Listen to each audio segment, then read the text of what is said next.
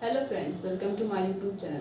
आज हम बात करने जा रहे हैं अगर आपका डाइजेस्टिव सिस्टम बहुत वीक है, आप कुछ भी खा पी रहे हैं वो प्रॉपर तरीके से डाइजेस्ट नहीं हो रहा है, बजाय वो आप थोड़ा भी खा रहे हैं, कुछ भी खा रहे हैं तो वो एसिडिटी या गैस या फिर इनडाइजेशन या फिर कॉन्स्टिपेशन या फिर वॉमिटिंग जैसी प्रॉब्लम क्रिएट कर रहा है। तो क्यों हो रहा है, आप उस कारण के पीछे भागिए, उसको सोचिए, समझिए क्यों ऐसा हो रहा है। हमारा डाइजेस्टिव सिस्टम, हमारा डाइजेशन इतना ज़्यादा वीक क्यों है, आप उसे समझिए। उसके बाद तब आप उसे ठीक कर सकते हैं, नहीं तो ये प्रॉब्लम आप खुद ठीक नहीं कर सकते। तो आज हम कुछ ऐसी चीज़ें बताएंगे जिसको आप फॉलो करके अपने डाइजेस्टिव सिस्टम को स्ट्रॉन्ग कर सकते।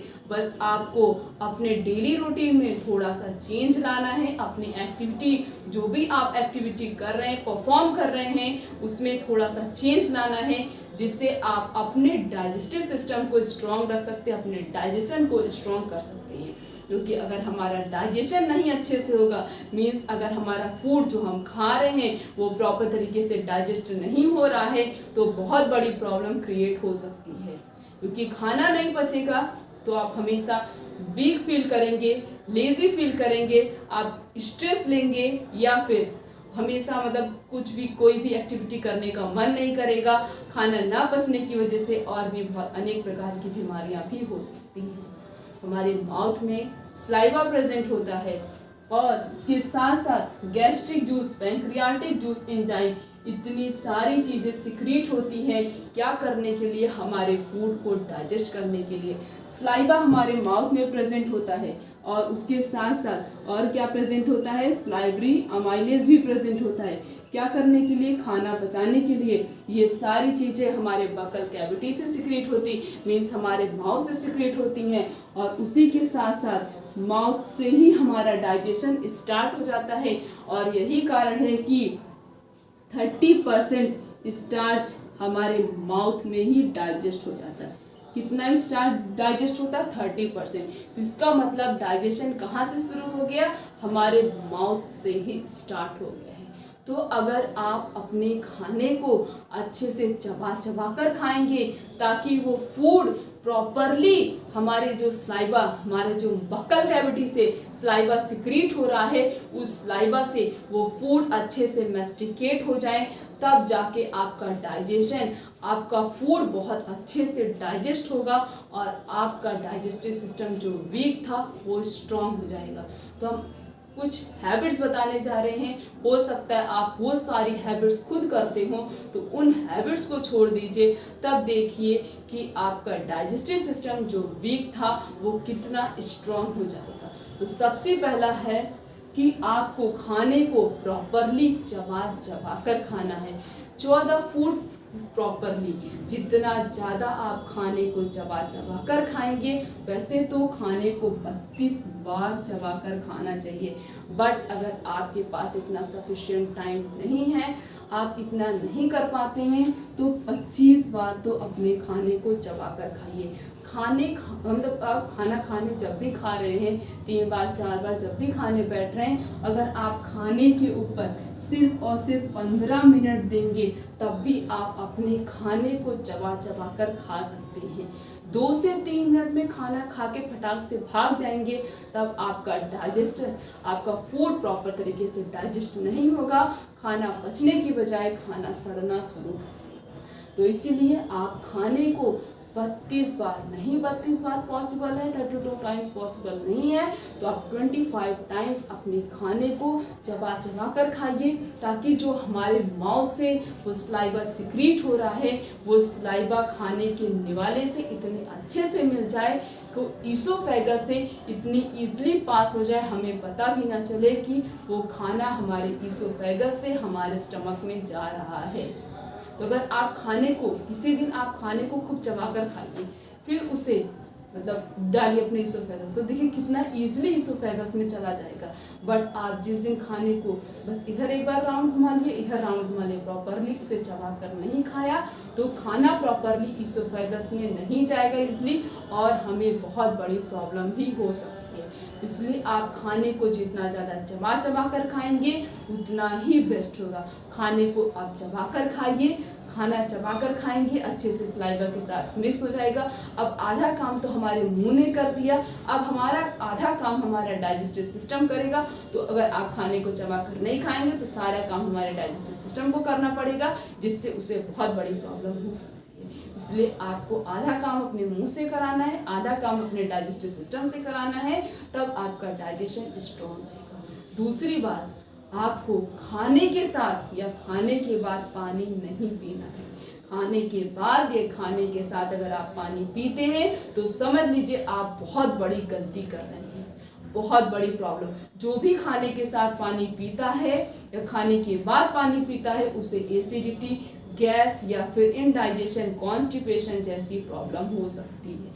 इसलिए खाने के बाद खाने के साथ पानी नहीं पीना है। क्यों नहीं पीना चाहिए, इसका भी एक कारण है, आप ध्यान से सुनिए। जैसे कि हमारा स्टमक है, स्टमक क्या करता है, अलग अलग प्रकार के एंजाइम सिक्रिएट करता है, अलग अलग प्रकार के वो डाइजेस्टिव जूस सिक्रिएट कर रहा है। क्या करने के लिए, उस खाने को पचाने के लिए। तो हमारा स्टमक समझ लीजिए क्या सिक्रिएट कर रहा है, HCl, हाइड्रोक्लोरिक एसिड, एक बहुत हार्ड एंजाइम है, एसिड है जो सिक्रिएट होती है खाना पचाने के लिए। तो ये आग है समझ लीजिए, ये हाथ पे डाल देंगे तो हमारा हाथ जल जाएगा।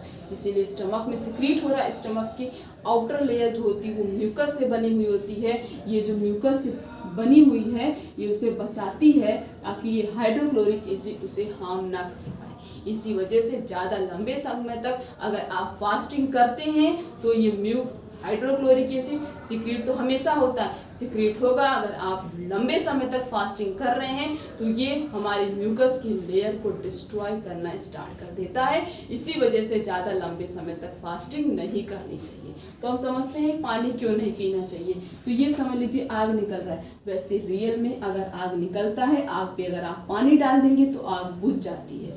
उसी तरीके से जो हमारे स्टमक से ये हाइड्रोक्लोरिक एसिड सिक्रीट हो रहा है, अगर आप पानी पी लेते हैं या खाने के बाद पानी पी रहे हैं तो ये आग बुझ जाएगी और हमारा खाना प्रॉपर तरीके से डाइजेस्ट नहीं होगा। यही कारण होगा कि आपका डाइजेशन वीक हो जाएगा, खाना नहीं पचेगा तो अनेक प्रकार की बीमारियां होना शुरू हो जाएंगी। इसलिए खाने को चबाकर खाइए, अच्छे से प्रॉपरली चबाकर खाएंगे। 15 मिनट सिर्फ अपने खाने पे देना है। आप उस 15 मिनट के अंदर तब भी आप 25 बार तो हर एक निवाले को चबाकर खा सकते हैं। खाने के साथ या खाने के बाद पानी नहीं पीना। तो ये दोनों हैबिट छोड़ दीजिए, तब देखिए आपका खाना कितने अच्छे से डाइजेस्ट होना है। उसके बाद जब भूख लगे, ऐसा लगे आपको फील हो रहा अंदर से कि हमें भूख लगी है, तभी खाना खाइए। अगर आपको भूख नहीं लगी है तो खाना नहीं खाना चाहिए। पता लगा हाँ हमारा ये टाइम है, भूख लगे चाहे न लगे हम खाना खा ही नहीं। तो जब आपको एहसास हो, फील हो कि यू फील हंग्री, हमें ऐसा लगे कि हम हंग्री फील करें, हमें भूख लग रही है, तभी खाना खाइए, नहीं तो खाना मत खाइए। तभी ज़्यादा अच्छे से खाना डाइजेस्ट होगा। जो आपने खाया हो सकता है वो ना पचा हो अच्छे से, फिर आप उसके ऊपर खाना खा लेंगे तो दोनों ही खाना अच्छे से डाइजेस्ट नहीं होगा, आपको इनडाइजेशन जैसी प्रॉब्लम होना शुरू हो जाएगी। उसके बाद और क्या करना है, तीसरी सबसे अच्छी हैबिट है, आपको करना क्या है, आपको एक दिन में 1 से 1.5 लीटर पानी पीना है, जिससे आप अपने डाइजेशन को स्ट्रॉन्ग कर सकें। अब खाने के बाद पानी पी के ही अपने डाइजेशन को आप स्ट्रॉन्ग नहीं कर सकते हैं, आपको खाना खाने के 1 से 1.5 घंटे बाद पानी पीना है। खाने और पानी के बीच में जितनी गैपिंग होगी उतना ही ज़्यादा बेस्ट होगा। तो खाने के 1-1.5 घंटे बाद 1 गिलास पानी पी लीजिए, फिर उसके 1 घंटे बाद 1 गिलास पानी पी लीजिए। ऐसे ऐसे आप पानी पिएंगे, दिन में आप 7 से 8 गिलास पानी पी रहे हैं तो समझ लीजिए आपका जो 1 से 1.5 लीटर वाटर है वो फुलफिल हो जाएगा। तो 1 से 1.5 लीटर वाटर पीजिए, पानी पीजिए, अपने डाइजेस्टिव सिस्टम को स्ट्रांग रखिए, अपने किडनी को स्ट्रांग रखिए, साथ साथ में अनेकों बीमारी से बच कर रहिए। उसके बाद और आपको क्या करना, ऑयली फूड ज़्यादा नहीं खाना। जो भी ऑयली फूड ज़्यादा खाते हैं, ज़्यादा स्पाइसी फूड खाते हैं, उनका डाइजेस्टिव सिस्टम बहुत ज़्यादा ख़राब हो जाता है और जिसकी वजह से खाना अच्छे से पचता नहीं है और उन्हें बहुत बड़ी प्रॉब्लम होती है। तो आपको ऑयली फूड ज़्यादा नहीं खाना है, तली भुनी चीज़ों से बच कर रहना है ताकि आपका डाइजेस्टिव सिस्टम लाइफ टाइम तक हेल्थी रह सके।